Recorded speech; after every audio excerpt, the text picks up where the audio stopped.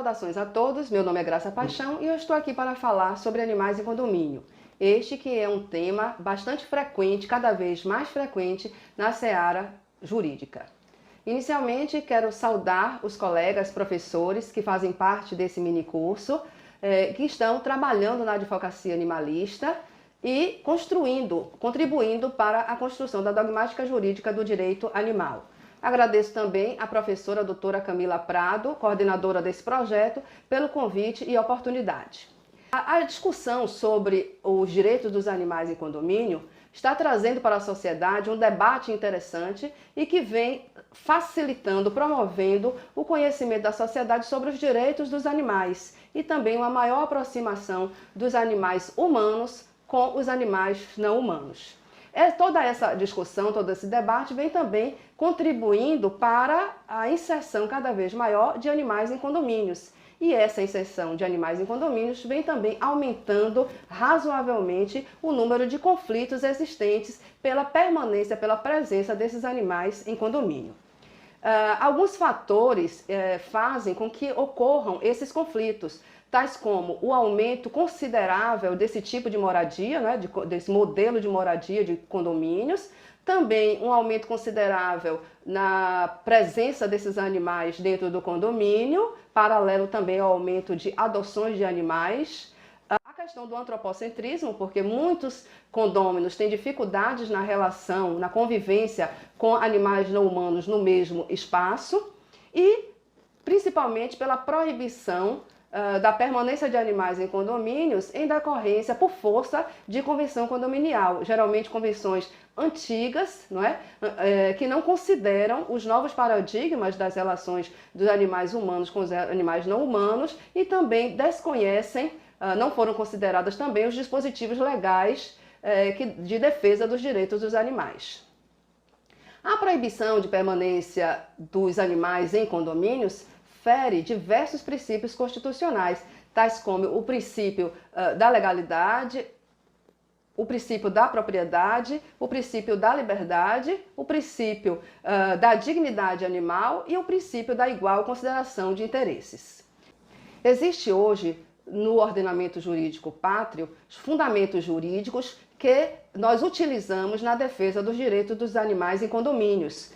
Quais sejam a Constituição Federal, no seu artigo 5º, que trata do direito de propriedade, o Código Civil, nos seus artigos 1331 a 1358, que disciplinam as relações em condomínios edilícios, o Código Civil, em seu artigo 186, que dispõe sobre o ato ilícito quanto à ação ou omissão que violar direito e causar dano a outrem, a Lei 4.591, de 1964, em seu artigo 19, é a Lei dos Condomínios, que disciplina sobre o uso e fruição com exclusividade da unidade autônoma por seu proprietário. A Constituição Federal, no artigo 225, parágrafo 1º, inciso 7, que trata da proteção aos animais. Ainda a Lei 9.605 de 98, que é a Lei de Crimes Ambientais, em seu artigo 32, que trata sobre maus tratos aos animais. O Decreto Federal número 24645 de 34, que embora seja muito antigo, ainda é bastante utilizado por nós, advogados animalistas, na defesa dos direitos dos animais e dos animais em condomínio, e que trata também sobre a prática de ato de abuso ou crueldade contra os animais e também sobre diversos direitos dos animais. E também utilizamos a Declaração Universal dos Direitos dos Animais, da ONU, de 1978.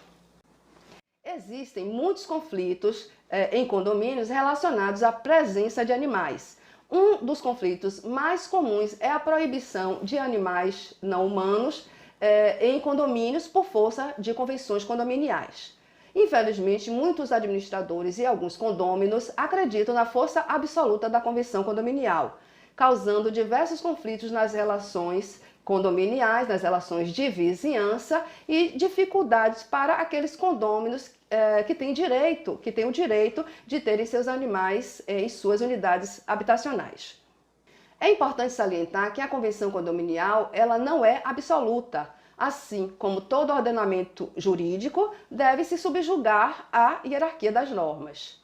A convenção condominial faz lei entre as partes, devendo naturalmente ser obedecida por todos os condôminos. No entanto, não pode notadamente contrariar a legislação vigente, cuja hierarquia lhe é superior. Longe está, portanto, uma simples convenção condominial imbuída do poder de se sobrepor a preceitos constitucionais. Portanto, é nula a cláusula de convenção condominial que proíbe a permanência de animal em condomínio, seja pela quantidade, seja pelo porte ou mesmo pela raça. Essa proibição, ela fere o direito de propriedade, que é amparado constitucionalmente. As convenções condominiais, elas devem respeitar o disposto na Constituição. Proibir a permanência de animais em condomínios, nas unidades autônomas de seus guardiões, com quem ele está acostumado, com quem ele vive há anos e criou ali um vínculo afetivo, pode se caracterizar maus tratos a esses animais. Né? É uma forma de maus tratos, considerando a consciência e a senciência animal e os novos paradigmas na relação dos animais humanos com os animais não humanos. Outra pergunta também, que é muito comum relativa a esses conflitos, é se o condomínio pode obrigar o guardião do animal a carregá-lo no colo quando for sair para passeios. Não, o condomínio não pode obrigar o condômino a carregar o seu animal no colo para fazer passeios. Essa regra é considerada ilegal, podendo ser caracterizada também como constrangimento ilegal. É uma regra desproporcional, sem sentido. Além disso, essa regra ela impossibilitaria que determinados condôminos, por uma questão de idade ou por algum problema físico, ou mesmo pela falta da força necessária para carregar seu animal, impossibilitaria que esse condômino pudesse ter um animal em sua unidade habitacional. Uma outra pergunta é se o condomínio pode proibir o condômino de pegar o elevador do prédio, obrigando-o a descer os andares por meio da escada. O condomínio não pode fazer esse tipo de proibição, não é? Também seria caracterizado constrangimento ilegal, além de ferir o direito do condômino de acessar e usufruir, não é, dos equipamentos do condomínio. Entretanto, não custa nada aos guardiões dos animais evitarem utilizar o elevador quando este elevador estiver com outros condôminos, não é? Então aí é uma questão também de bom senso para favorecer a convivência comunitária. Uma outra pergunta é se o condomínio pode impedir que os cães passeiem com seus guardiões pela área coletiva do condomínio. Não, esse tipo de exigência também se caracterizaria constrangimento ilegal, além de ferir o direito de acesso e uso do condômino aos equipamentos do condomínio. Então, conforme o princípio geral do direito, o acessório segue o principal. Logo, as áreas coletivas do condomínio pertencentes ao condômino se estendem aos seus, incluindo os seus animais. Claro, obedecendo aí as regras que podem ser determinadas pelo condomínio em relação ao uso dos equipamentos comunitários. Uma outra pergunta frequente é se o condomínio pode obrigar o guardião a utilizar focinheira nos animais durante os passeios. Não, o condomínio não pode obrigar o guardião à utilização de focinheira. É sabido que não existe determinismo genético, portanto, não é o fato do animal ser de determinada raça ou de determinado porte que determinantemente ele é um animal perigoso, isso é muito relativo. Né? Pode se configurar essa proibição, essa exigência, pode se configurar também constrangimento ilegal.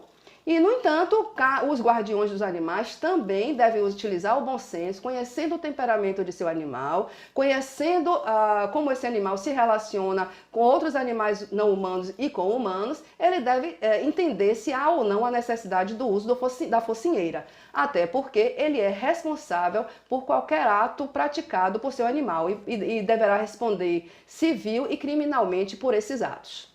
É importante também salientar a responsabilidade dos condomínios. A Lei 9.605, por meio do seu artigo 2º e 3º, é clara ao fixar a responsabilidade civil, administrativa e penal da pessoa jurídica, a qual foi imputada a prática considerada ilegal, ilícita ou criminosa.